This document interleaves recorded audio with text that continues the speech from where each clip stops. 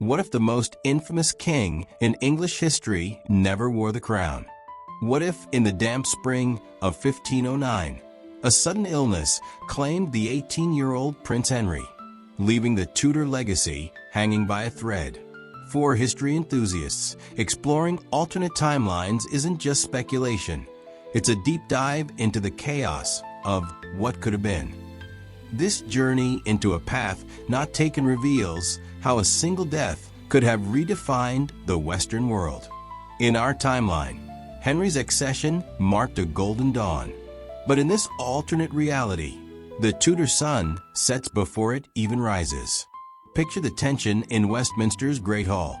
Instead of a robust young king, the court faces an empty throne and two sisters separated by geography and ambition. Margaret Tudor, Queen of Scotland, looks southward with calculating eyes, while young Mary Tudor becomes a pawn for London's elite. This is the fragile dynasty, a moment where European power structures shift dramatically. Without a male heir, England faces an unprecedented crisis. The air of 1509 grows thick with conspiracy and the threat of foreign intervention. This narrative explores how the Tudor sisters might have wielded power in a world unprepared for female rule. The stakes? Nothing less than the soul of the British Isles.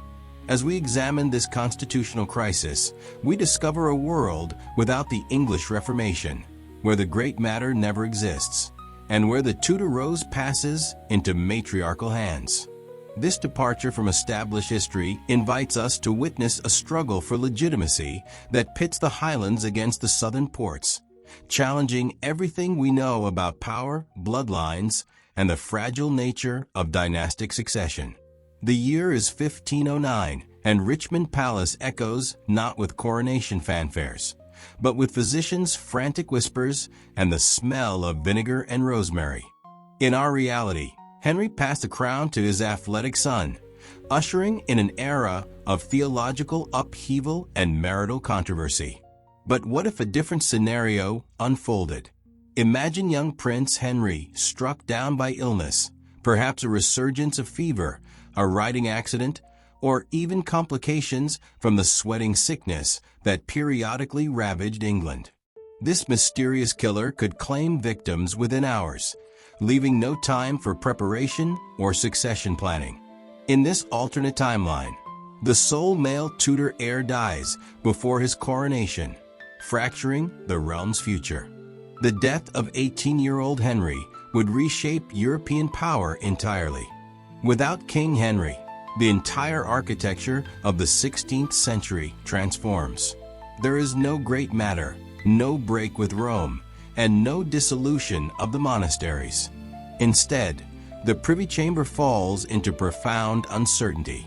This pivotal loss marks the end of the Tudor male line after just one generation. As the counselors of the Star Chamber gather before the empty throne, they confront a reality their careful planning never anticipated.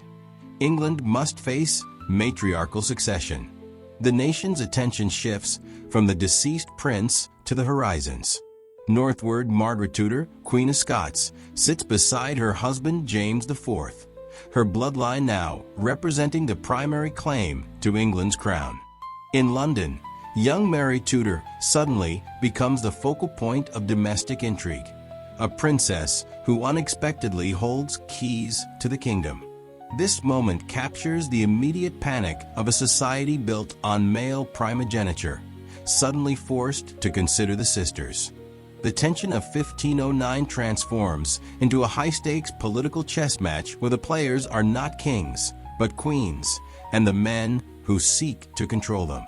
This alternate history witnesses the birth of a world where the king's great matter is replaced by the sisters' great rivalry, forever altering Western geopolitics.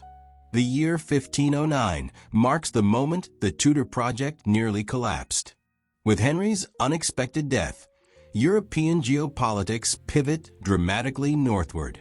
Margaret Tudor, eldest daughter of Henry and current Queen of Scots, stands at the precipice of unprecedented destiny.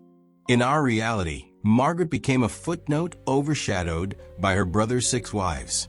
In this reimagining, she emerges as the architect of a new British reality. News of Henry's death travels via exhausted couriers to Edinburgh, reaching Margaret amid Holyrood Palace's cold mists. For England's council in London, this prospect represents their worst nightmare. Acknowledging Margaret means inviting her husband, the formidable James of Scotland, to claim St. Edward's throne. This isn't merely a personnel change, it's a fundamental transformation of power. The old alliance between Scotland and France threatens to absorb England entirely, potentially reducing the southern realm to a vassal state under Scottish-French dominance. Yet Margaret's claim carries legal weight. As the elder sister, her right stems from the same bloodline that ended the Wars of the Roses. London's tension becomes palpable. The Tower's gates stand barred while common folk whisper fearfully about foreign rule. Margaret, however, proves no mere pawn. She recognizes that claiming London requires navigating a labyrinth of English xenophobia and ancient Scottish-English grudges. This moment marks her transition from diplomatic bridge to blood claimant.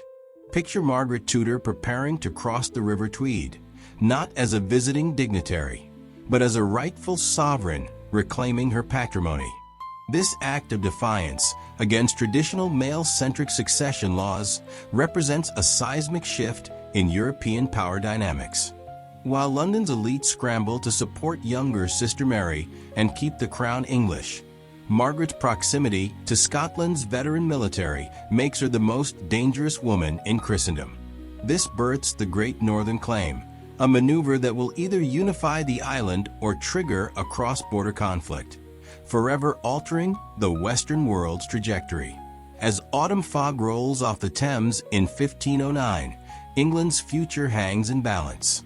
Young Henry's death from illness hasn't merely created a power vacuum. It shattered Tudor legitimacy's very foundation. While the North trembles at Margaret Tudor's approaching Scottish heralds, a dramatic countermove unfolds within the Tower of London's stone walls.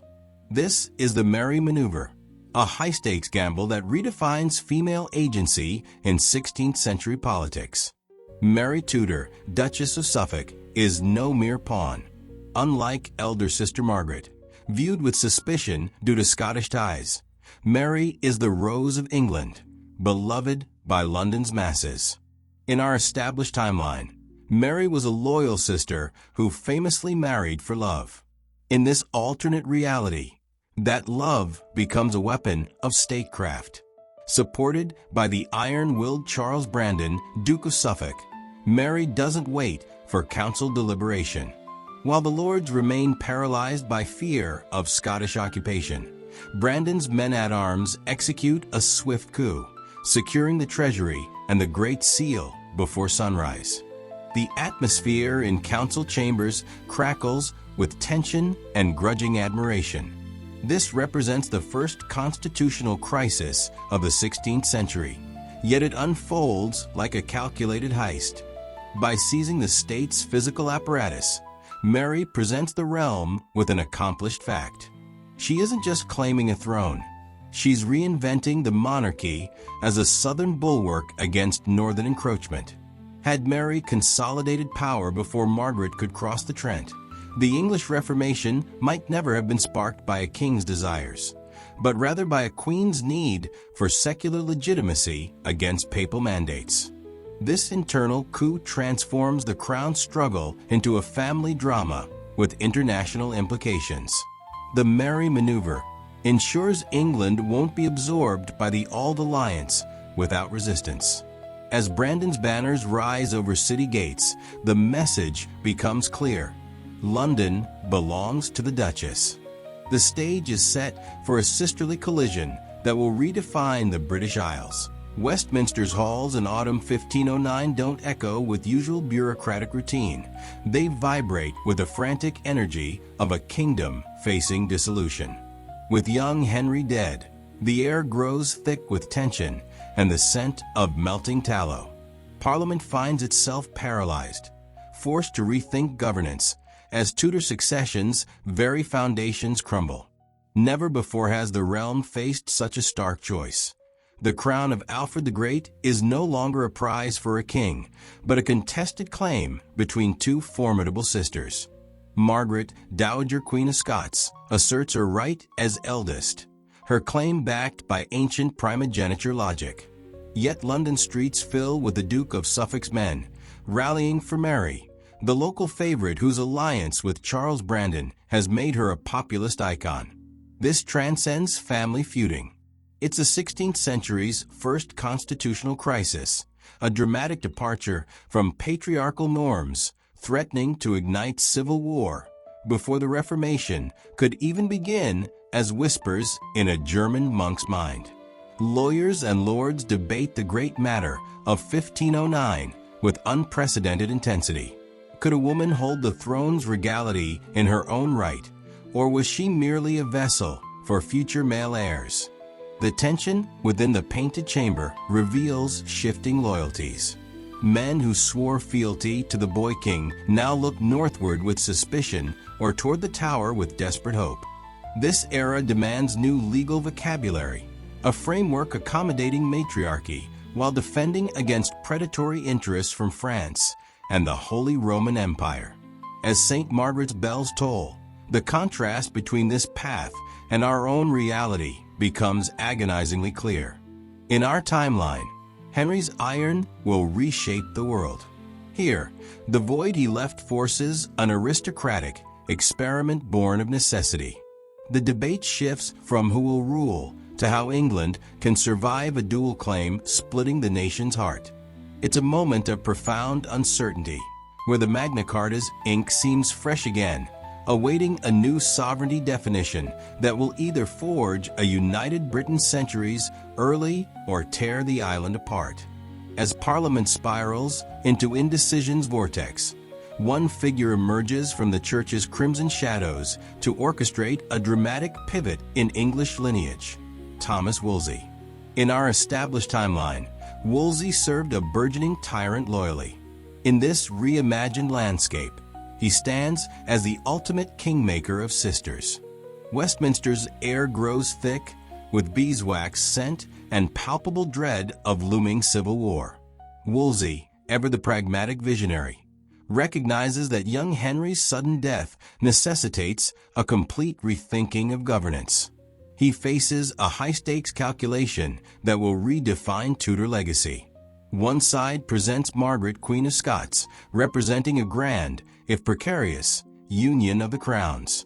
The other offers Mary, Duchess of Suffolk, the Rose of England, whose London popularity proves a potent, volatile force. For the history enthusiast, this moment captures where state machinery grinds against ambition's friction. Wolsey's chambers become the crucible for a new English identity. He doesn't merely weigh the sisters' merits. He weighs the Catholic Church's survival in England against rising nationalism's tide. His decision to mediate between the two, rather than declare for one, represents a masterstroke of political theater.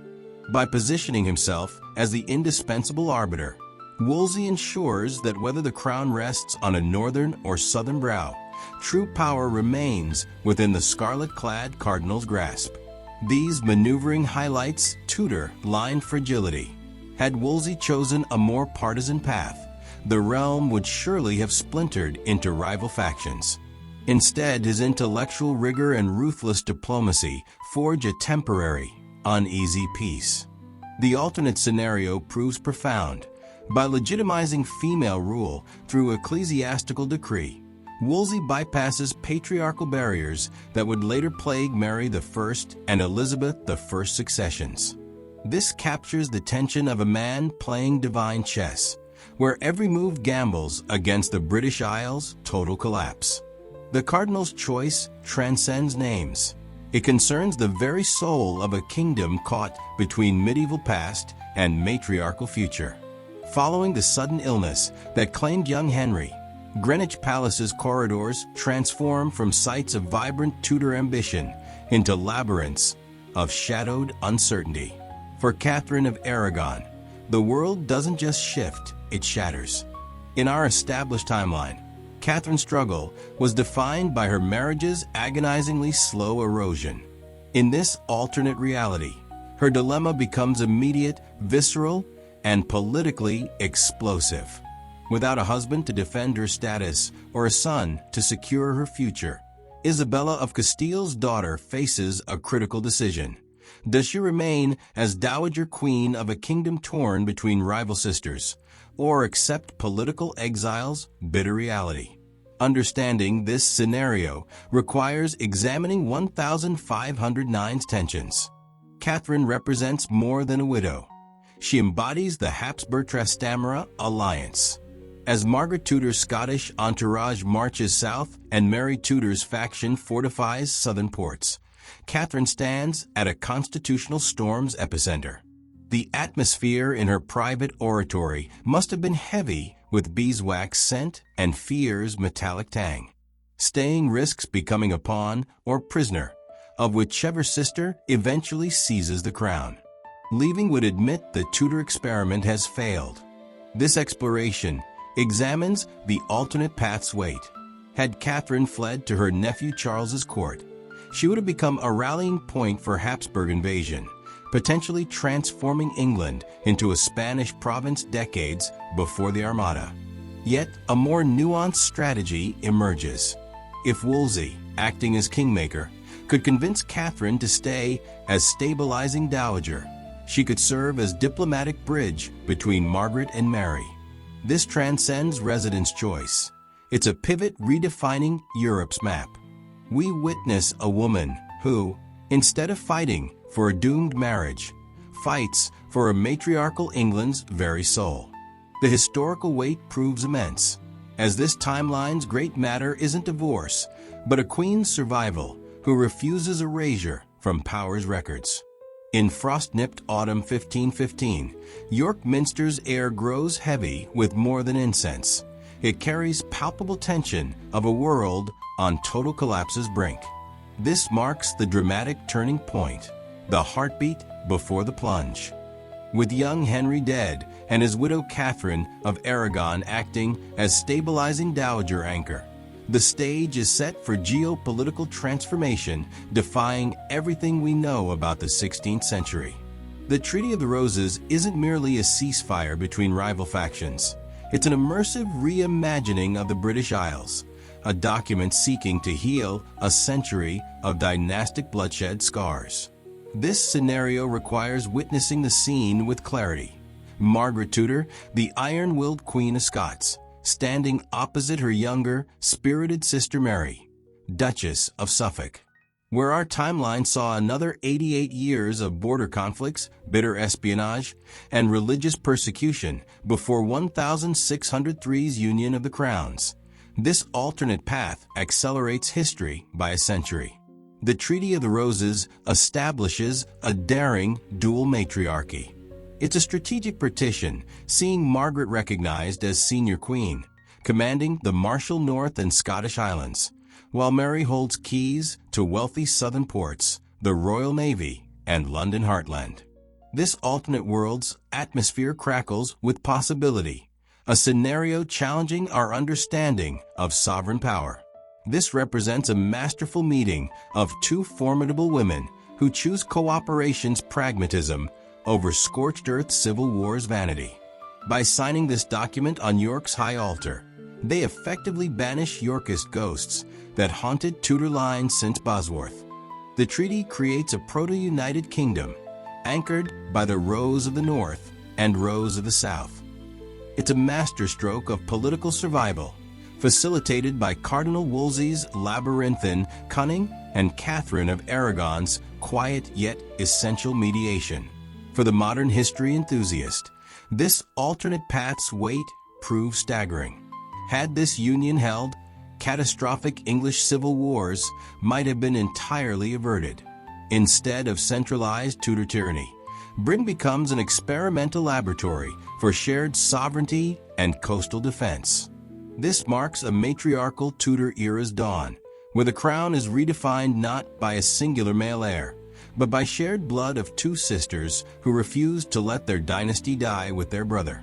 The Treaty of the Roses ink barely dries before 1516's dramatic developments begin reshaping Europe's geopolitical map.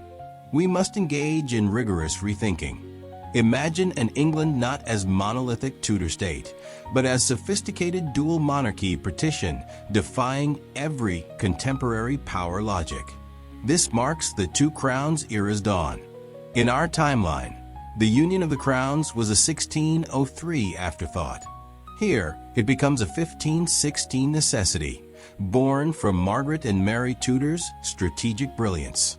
The partition line is drawn with surgical precision along the River Trent, creating northern sovereignty ruled from York's revitalized halls by Margaret, and southern realm anchored in Mary's mercantile London heartbeat. This alternate world's atmosphere carries dramatic tension. Visualize the Great North Road, no longer just a pilgrim's path, but a hyper-militarized corridor of diplomatic exchange. Cardinal Wolsey, acting as ultimate kingmaker, navigates the middle ground with prestige eclipsing even his historical counterpart. This isn't mere truce, it's British identity's total restructuring. While our history remembers Henry's centralizing tyranny, this timeline offers a more decentralized matriarchy. The alternate path's weight proves substantial. Had this partition held, the English Civil War's crushing weight might have been entirely circumvented through this early embrace of regional autonomy. The North, emboldened by Margaret's Scottish influence, integrates Highland traditions into English court, creating hybrid culture feeling both alien and majestic to Southern lords. The strategic partition forces revolutionary administrative rigor. Two treasuries, two chanceries, yet one bloodline. It's a development challenging nation-state definition itself. This marks the moment England moves away from a singular king's shadow toward collaborative, if fragile, duality. Two queens, crowned in respective capitals, yet bound by singular dynastic goal, represent a staggering departure from the path Henry would have trodden. It a masterclass in political survival, redefining the 16th century through shared sovereignty's lens rather than absolute conquest. The 1516 partition offers fragile respite, but history rarely remains satisfied with equilibrium. We must examine the glittering, predatory court of Francis I. To the French king, a divided England represents not a stabilized neighbor, but an opportunity awaiting exploitation. This development threatens to dismantle the Treaty of the Roses before its ink fully dries. Valois ambition requires constant fuel, and the Tudor sisters' Two Crowns model provides perfect tinder for continental conflagration. Francis I views the dual monarchy through pure tactical opportunism's lens. While Margaret rules the north and Mary governs the south, the French crown begins a masterclass in Machiavellian diplomacy. By funneling gold to Scottish lords loyal to Margaret, Francis ensures the north remains a constant challenge to the Habsburg-aligned south. Yet in stunning duplicity, he also dispatches secret envoys to Mary's London court, offering French naval support to protect southern ports from the very Highlanders he's actively funding. This transcends mere border skirmish. It births a Tudor civil war fueled by foreign interests. Imagine this alternate 1518. Dover's docks bristling with French-funded mercenaries, while York's taverns whisper of Valois-backed crusades to unite the crown under a single pro-French banner. This intervention fundamentally alters the geopolitical landscape. Instead of sovereign England rising as independent maritime power, the realm becomes a proxy battlefield for Valois-Habsburg rivalry. This alternate path's weight proves immense. In our reality, Henry's ego drove wedges between England and the continent. In this timeline, the sisters' desperate survival instincts invite the French threat into the fold. The French intervention represents the moment where the Tudor experiment almost collapses under continental greed's weight.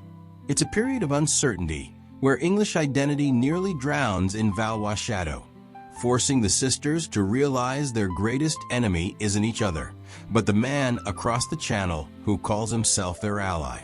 Imagine a world where the English Channel becomes not a barrier, but a bridge for Spanish tercios' iron-shod boots. In this exploration of fractured Tudor dynasty, we witness a dramatic pivot in European history. With Henry dead and his sisters Margaret and Mary locked in precarious power balance, Habsburg Emperor Charles can no longer remain distant observer. To Charles, England isn't merely a sovereign nation, it's a vital piece of the Habsburg-Valois chess match defining the 16th century. Understanding this scenario requires viewing the map through Charles's eyes. The French intervention under Francis I has transformed English succession into existential threat.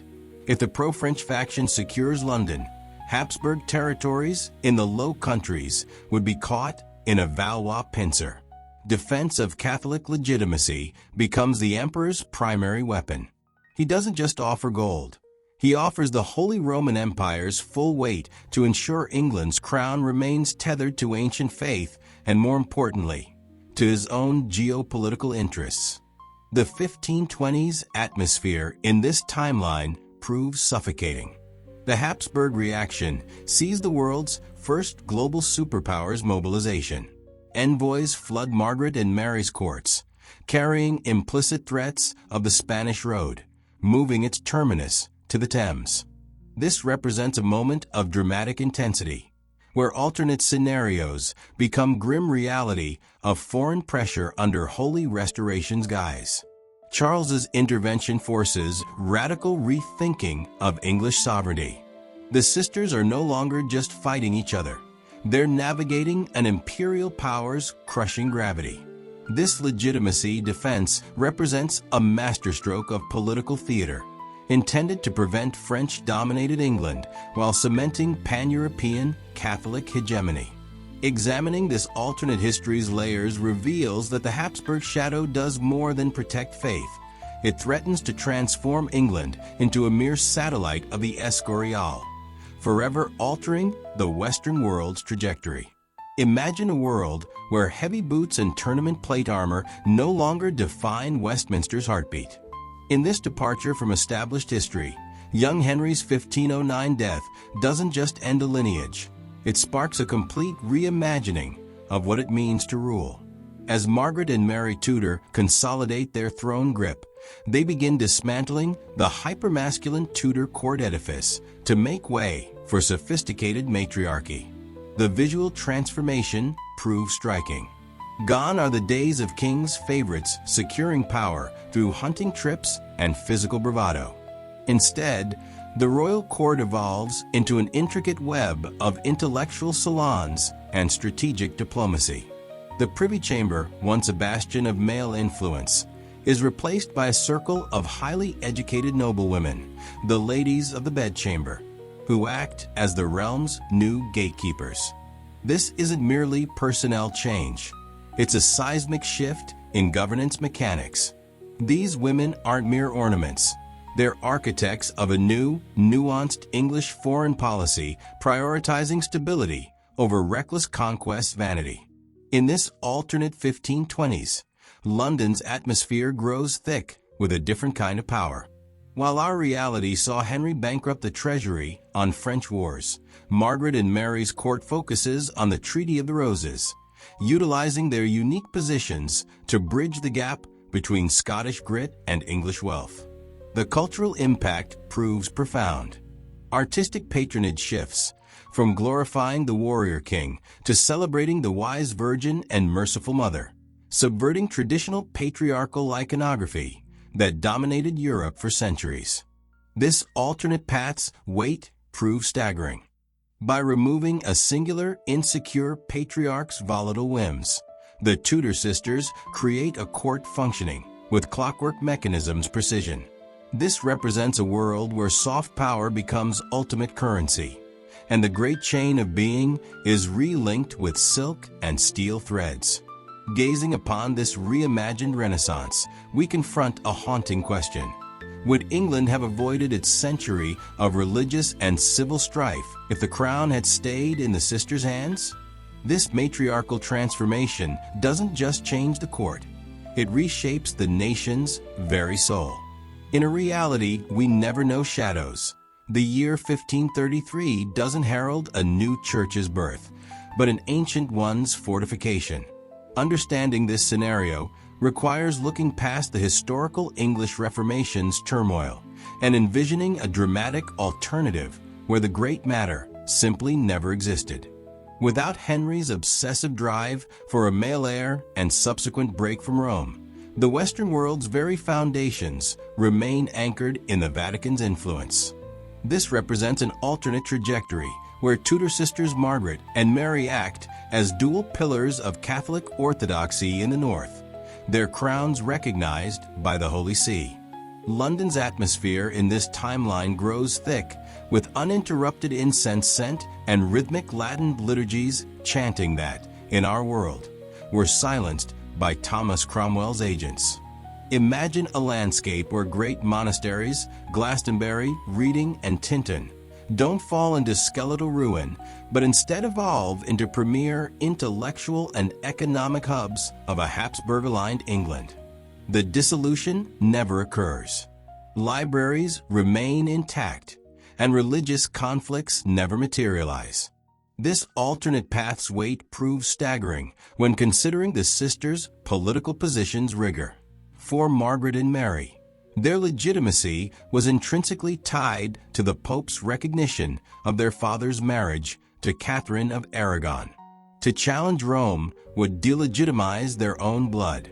Consequently, the English Renaissance takes on a decidedly Mediterranean flair, with artistic patronage focusing on grand cathedrals and Marian devotion rather than the isolated, secular portraiture of a late Tudor era.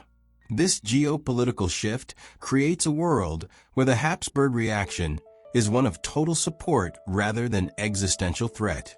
Through this lens, we realize that the modern Anglosphere, often defined by its independence and Protestant work ethic, is entirely absent. Instead, we find a pious, powerful, and profoundly Catholic bastion, serving as the Holy Roman Empire's northern sword. The Reformation, that defining explosion of modern individuality and European fragmentation, is reduced to a minor continental movement, contained before ever crossing the English Channel. Reality is reshaped. The Tudor line becomes the ultimate defender of the faith, preserving medieval Christendom's unity into a new age. The year 1514 marks a dramatic shift in English sovereignty with Margaret Tudor's assertion of her throne claim. Scottish forces enter London not as raiders, but as legitimate enforcers of the Queen's authority. The scene represents fundamental transformation. Cheapside's markets witness Highland bagpipers' arrival, while Margaret's Scottish Guard takes positions at St. Paul's Cathedral. Londoners, unaccustomed to this northern presence, call them the Northern Wolves as they patrol with traditional Scottish weapons beneath English skies. This narrative development challenges everything we know about the Tudor era.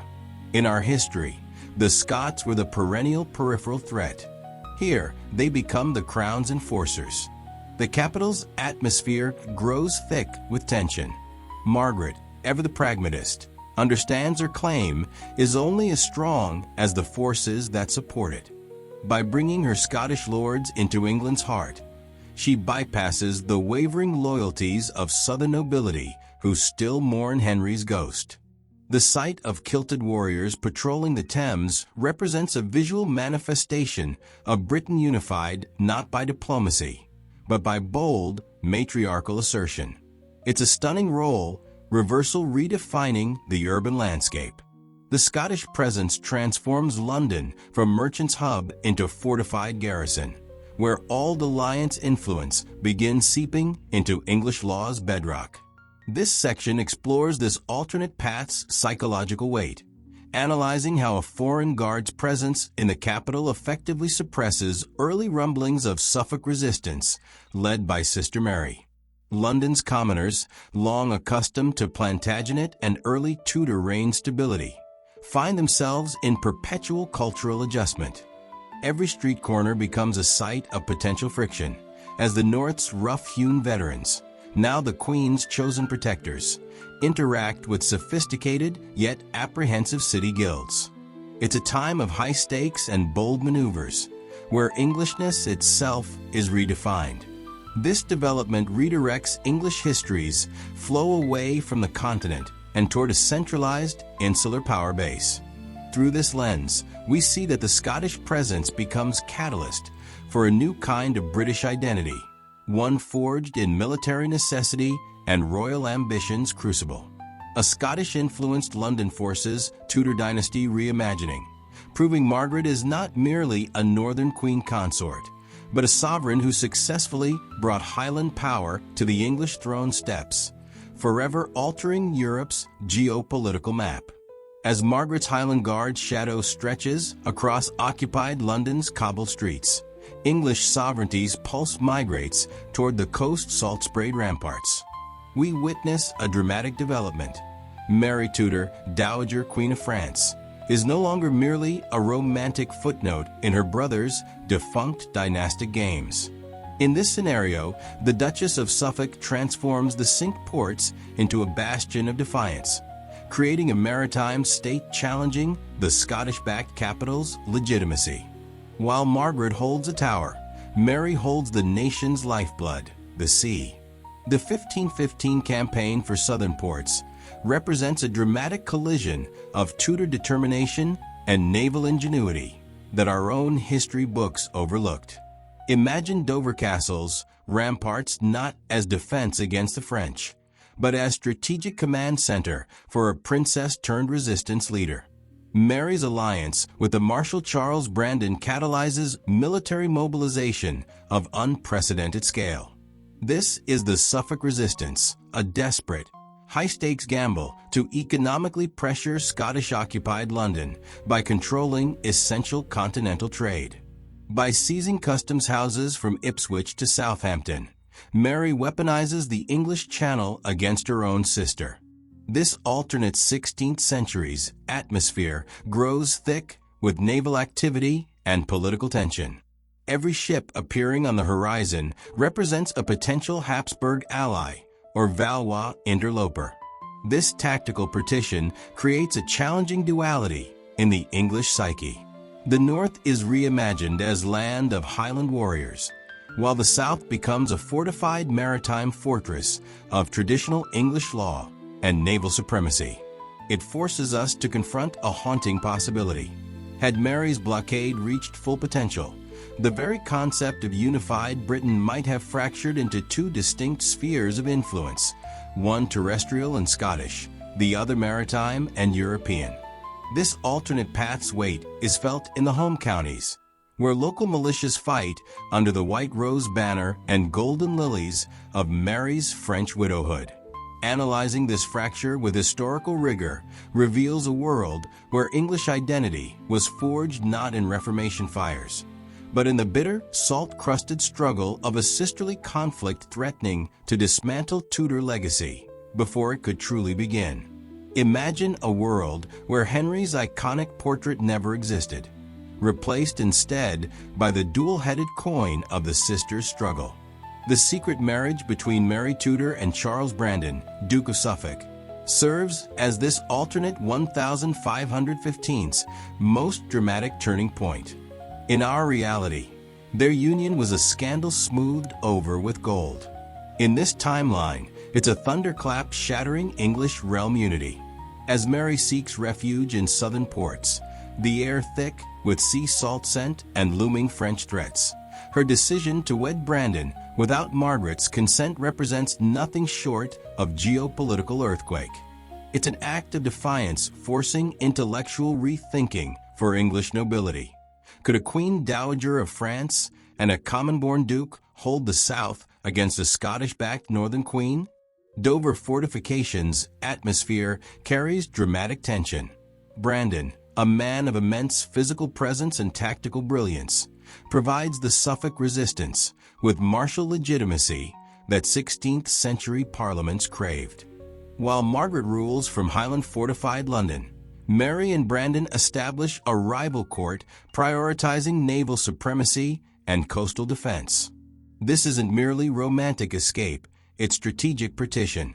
By marrying Brandon, Mary secures southern gentry loyalty, creating a buffer state preventing the Habsburgs from treating England as mere vassal. This alternate path's weight proves staggering. We must analyze a world where the Tudor line splits into two distinct houses, the Scoto Tudors of the north and the Brandon Tudors of the south. This internal fracture, catalyzed by a clandestine ceremony in a candlelit chapel, nearly results in Britain's permanent geopolitical partition. Historians often obsess over Henry's great matter, but in this reality, the Suffolk marriage becomes the true hinge of fate. It effectively forestalls the Reformation, as both sisters compete for the Pope's favor to delegitimize the other, transforming England into a battleground of Catholic piety and naval ambition. The marriage does more than unite two lovers, it fractures a nation, ensuring unified Britain's dream would remain a distant possibility for another century. This development reminds us that a princess's decision can prove more consequential than an army's march. Imagine a world where the familiar echoes of English Reformation are silenced before they ever began. In this departure from established history, we examine a reality where Henry's great matter never transpired, leaving Tudor sisters Margaret and Mary to navigate a geopolitical landscape dominated by the Holy See. This isn't the England of Thomas Cranmer or the Book of Common Prayer. Instead, it's a realm where the Vatican's shadow stretches long over Westminster and Holyrood's palaces. Understanding this scenario reveals an England in complex relationship with Rome. With both sisters desperate for the Pope's singular recognition to validate their competing claims, the British Isles' sovereign autonomy becomes a bargaining chip in high-stakes ecclesiastical politics. London's atmosphere grows thick with incense scent and watchful papal legates' eyes, who act as de facto architects of English policy. It's a scene of religious fervor and political desperation. Margaret, the Northern Queen, seeks Vatican support to legitimize her rule, while Mary in the South enforces strict orthodoxy to prevent Charles from launching a Habsburg intervention against her court. This section explores the prospect of England as influence state, where dissent suppression isn't royal whim, but a Roman-influenced mandate. This represents the alternate path's weight. In our timeline, the crown broke the church to free the state. In this alternate 1530s, the sisters must align state interests with church requirements, ensuring their crowns remain secure even as significant decisions require Vatican consideration. The struggle for religious autonomy becomes the era's defining challenge, as the Renaissance's burgeoning intellectualism is channeled into serving continental orthodoxy. We're forced to ask, would a unified Catholic Britain have been a bastion of stability, or merely a province of a fading medieval order? The answer lies in the 1530s corridors, where Tudor sisters navigate the delicate balance between maintaining their crowns and preserving their nation's independence. By 1530, the English landscape reflects a different spiritual path than the Protestant Reformation we know. Margaret Tudor, governing from London, finds herself competing with Sister Mary for papal recognition. To secure the Pope's endorsement, Margaret reinforces England's Catholic orthodoxy decades before the Counter-Reformation. The 1530s see increased ecclesiastical oversight, with London streets monitored by a combination of Highland Guards and papal officials. This represents a fundamental shift in religious policy, as England becomes a stronghold of traditional Catholic practice rather than a cradle of Protestant reform.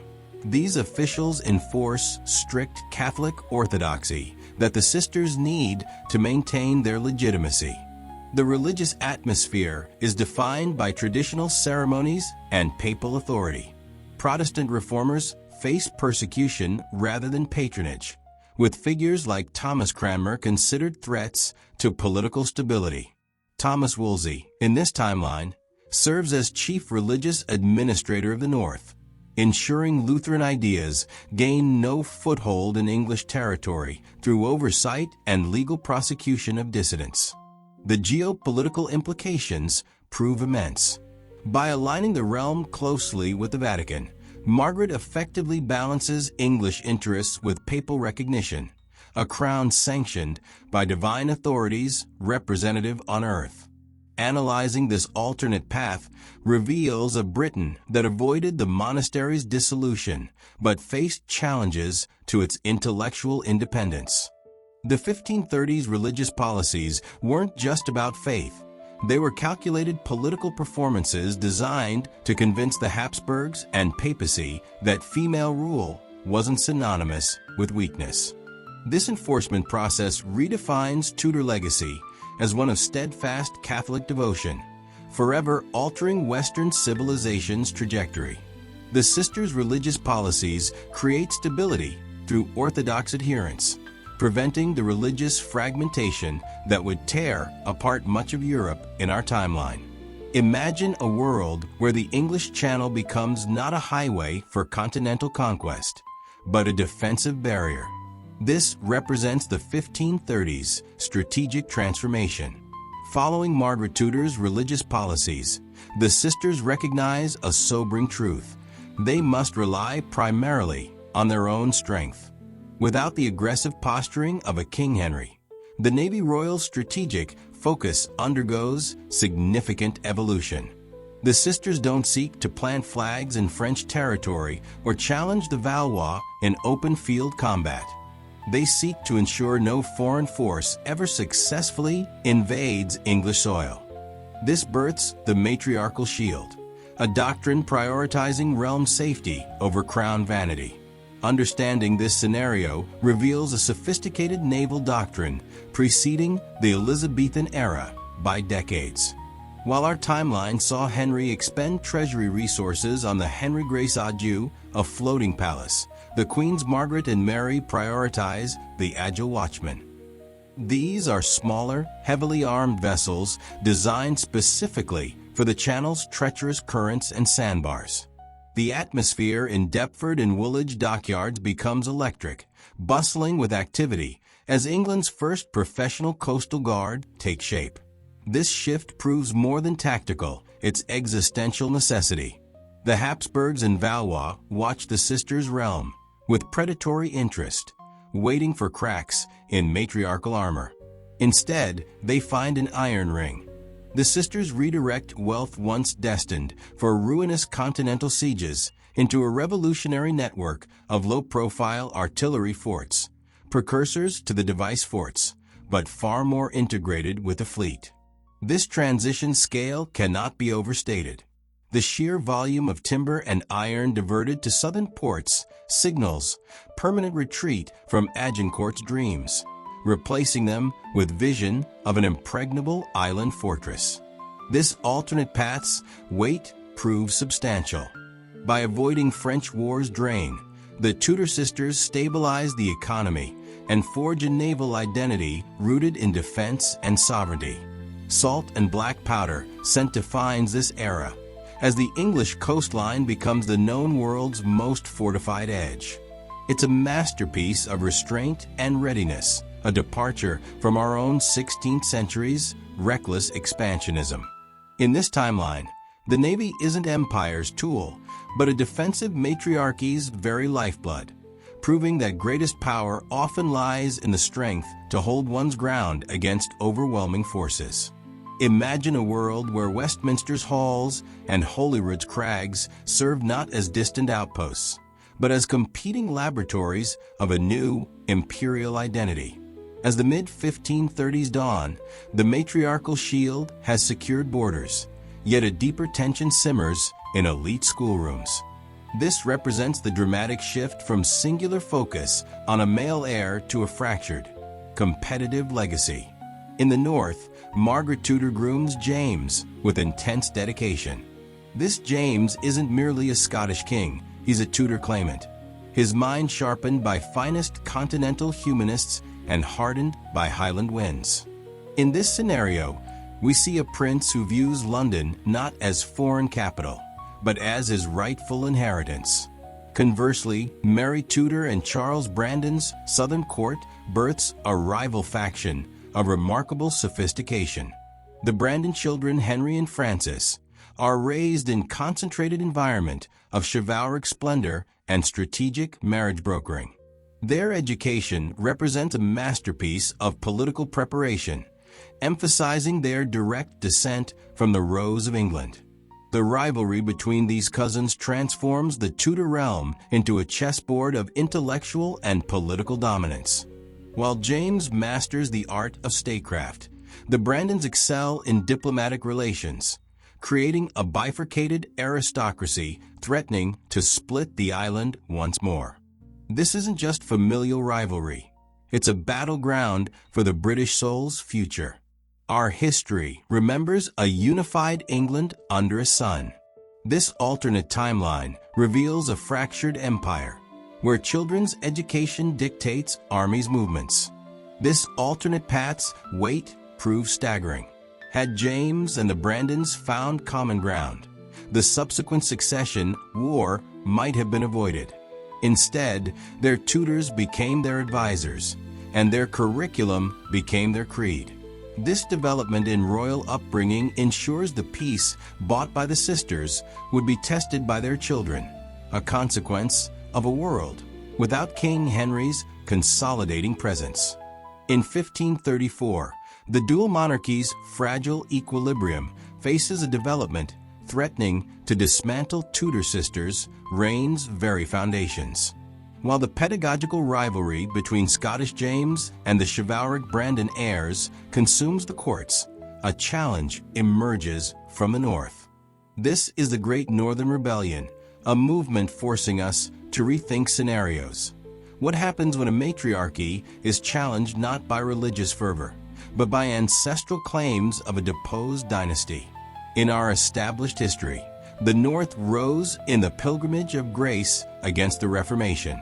But in this alternate timeline, where the Church remains untouched and monasteries are loyal to the Vatican, the grievance proves far more primal. The Yorkist legacy represents no longer mere history. With the male Tudor line extinguished in 1509, Margaret and Mary's legitimacy is viewed by fierce northern lords as temporary arrangement. The rebellion coalesces around a White Rose claimant, a figure allegedly preserved in Habsburg courts decades prior, now returning to claim his contested birthright. The 1530s North's atmosphere is captured in detail by contemporary chroniclers, a landscape of iron-gray skies and rhythmic sounds of thousands of armored horsemen descending from the Pennines. It's a development forcing the rival sisters into an uneasy, desperate alliance. The rebellion's strategic timing proves significant. It strikes just as the sisters' relationship reaches its lowest point. This historical path reveals a terrifying vulnerability. The union of the crowns isn't yet a genuine bond, but a marriage of convenience threatened by ancient Plantagenet bloodlines. As White Rose banners are unfurled atop York's walls, the world watches to see if Tudor matriarchy will crumble. This conflict isn't merely military engagement, it's ideological confrontation. The subsequent northern response would redefine the sisters' rule, transforming them from Renaissance patrons into hardened pragmatists. Examining this development reveals a world where the Tudor line had to decisively defeat the past to secure a future that, for the first time, looked truly certain. The Yorkist cause's remnants are finally suppressed, but the cost is a peaceful transition soul, ushering in a decade of firm queenship. With northern conflicts resolved, the dual monarchy of Margaret and Mary Tudor executes a transformation that would forever redefine the British Isles' aesthetic soul. Understanding this scenario requires imagining a London where the Reformation's iconoclastic destruction never occurred. Instead of centuries-old monastic libraries' destruction, The sisters engage in competitive patronage, transforming the English court into a pan-European Renaissance epicenter. Hans Holbein the Younger, rather than capturing a dying king's image, is commissioned to immortalize a matriarchal masterpiece that remains the era's triumph. His The Queen's Triumphant depicts Margaret in her Scottish realm's emerald silks and Mary in the French court's luminous velvets, symbolizing geopolitical union through delicate brushstrokes. This isn't merely vanity, it's high-stakes statecraft. The great matter's absence means England remains a jewel in the Vatican's cultural crown, attracting luminaries like Titian and Benvenuto Cellini to a London rivaling Rome in artistic splendor. The architectural landscape undergoes dramatic transformation as well. While our own reality remembers the South Coast grim, utilitarian fortifications, this alternate timeline births the Suffolk palaces, ethereal structures blending Loire Valley chateau elegance with Edinburgh's rugged verticality. It's a staggering departure from historical Tudor's defensive, insular mindset. As the sisters pour suppressed rebellion spoils into grand cathedrals and sprawling universities, they aren't just building structures, they're etching their legitimacy into the realm's very stone. This alternate path's weight proves profound. In this world, the English Renaissance isn't a movement of isolated literary genius, but a grand visual explosion of continental Catholicism. London's atmosphere becomes a heady mix of incense and innovation, a vibrant contrast to the austere Protestant trajectory we know. This period, which historians call the maternal bloom, forces a rethinking of power's nature itself. It proves that a throne held by two sisters, once thought fragile, could be far more visually and intellectually vibrant than one held by a singular, temperamental patriarch. The Tudor Queen's artistic legacy does more than decorate the realm. It legitimizes their ascension and cements a legacy of cultural permanence. The year 1541 serves as a monument to peace's fragility in this reimagined Tudor landscape. For decades, the maternal bloom had provided stability, yet the sudden, near-simultaneous passing of Margaret, Queen Mother of the North, and Mary, Duchess Regnant of the South, triggers a development that would plunge the British Isles into crisis. This is the moment the dream of sisterly duarchy shatters, forcing a terrifying reality for every subject from the Highlands to the Channel. As Westminster and St. Giles bells toll in somber, synchronized mourning, the geopolitical landscape fractures instantly. In the north, James, shaped by Edinburgh's political landscape and strong Catholic faith, views his mother's death as an opportunity to claim the united throne his aunt had held in London. In the south, the Brandon heirs, supported by Charles Brandon and the Suffolk faction, prepare to defend their claim to southern territories. The peaceful era of Catholic Renaissance patronage gives way to military preparation, with both sides gathering forces and resources for coming conflict. The Succession War of 1542 contrasts sharply with our timeline's Elizabethan settlement. Without a single heir like Henry to provide continuity, the sisters' legacy creates competing claims and divided loyalties. The Treaty of the Roses unravels as both sides mobilize for conflict. Historians view this era as a missed opportunity for peaceful British unification. Instead, a multi-front conflict emerges, with French naval forces positioned off Kent's coast, while Scottish forces gather at York's gates. The narrative development here proves profound. While our reality saw the slow, bureaucratic birth of the Church of England, this alternate world experiences a struggle for a kingdom's soul that had forgotten single rule. It's a conflict of cousins, a conflict of ideologies, and ultimately, a test of whether matriarchal foundations laid by Margaret and Mary could survive the next generation's ambitions. This alternate path's weight is felt across London, a city once celebrated for its beauty, now facing uncertainty that would redefine the Tudor name forever. The geopolitical impact, of a unified British maritime doctrine in this timeline represents a dramatic shift from the naval history we know. In our reality, the Elizabethan sea dogs were born of religious isolation and privateering. However, under the Two Queens legacy, Britain bypasses the privateer era entirely. Understanding this scenario requires examining the combined naval registries of Edinburgh and London as early as 1540. By unifying the Scottish penchant for French-inspired ship design with English administrative zeal for coastal defense, the Tudor sisters inadvertently create the world's first truly integrated Atlantic naval power. This represents an evolution shifting global explorations focus from gold-hungry Caribbean raids to systematic, state-sponsored North Atlantic mapping. This alternate world breathes with detail when we imagine the Mary of the North, a massive galleon flying a combined standard, exploring the St. Lawrence River decades before the French or our timeline's English ever secured permanent footholds. Because the Reformation never severed ties with the Vatican, British explorers operate under the Treaty of Tordesillas legal framework, negotiating with the Habsburgs as peers rather than heretical outcasts. This diplomatic legitimacy accelerates New World colonization, transforming the Americas into a patchwork of Anglo-Catholic settlements rather than the refuge for religious dissenters it would later become. This era's atmosphere is one of organized ambition. This alternate path's weight suggests a world where the rugged individualism of American mythos is replaced by structured monarchical expansion.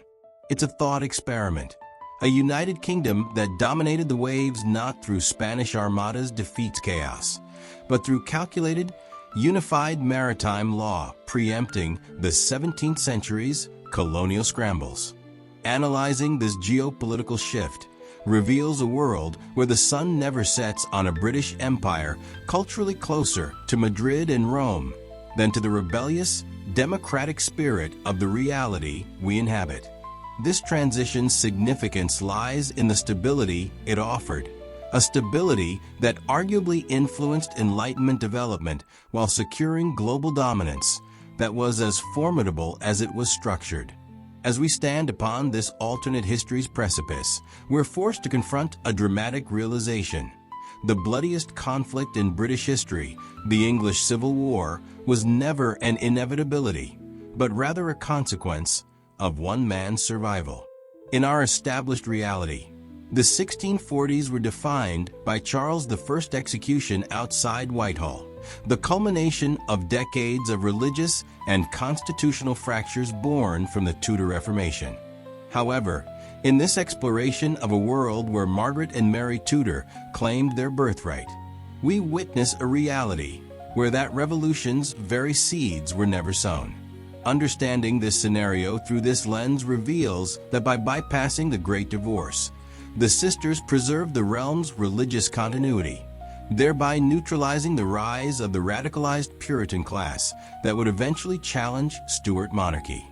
The unified Anglo-Scottish crown, forged a century early through the Treaty of Roses, creates a stabilizing Catholic foundation that renders our timeline's sectarian violence impossible.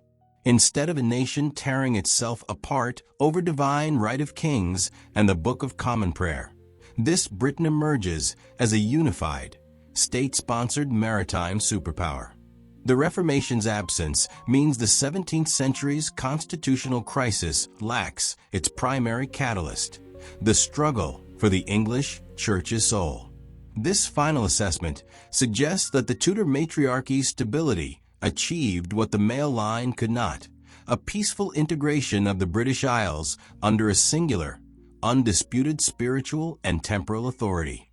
As we conclude this journey, we're reminded of our own timeline's fragility. History isn't a preordained path, but a delicate tapestry.